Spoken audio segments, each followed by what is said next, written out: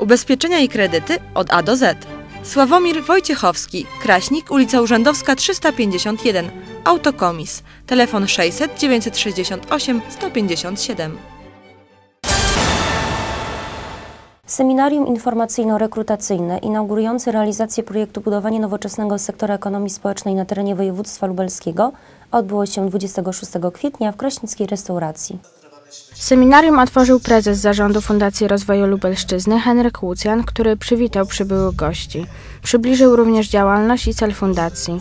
Jest to ostatnie z serii tych spotkań w naszym województwie, a o tyle istotne, że fundacja dopiero umacnia swoją pozycję w Kraśniku i w tym rejonie działania. Wśród zaproszonych gości obecni byli przedstawiciele władz lokalnych i samorządów gminnych.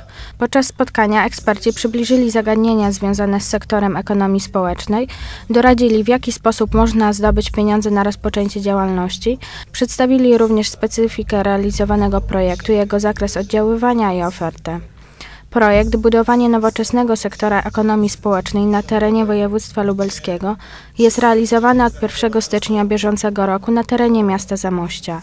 W 4 pozostałych ośrodkach w Białej Podlaskiej, Parczewie, Kraśniku, Krasnym Stawie od 1 marca. Projekt skierowany jest do instytucji rynku pracy, placówek pomocy społecznej, samorządów, organizacji pozarządowych oraz kół gospodyń wiejskich. Jaki jest główny cel projektu? Wzmocnienie potencjału organizacyjnego ośrodków wsparcia ekonomii społecznej, jak też pomoc instytucjom otoczenia ekonomii społecznej i podmiotom ekonomii społecznej na terenie województwa lubelskiego.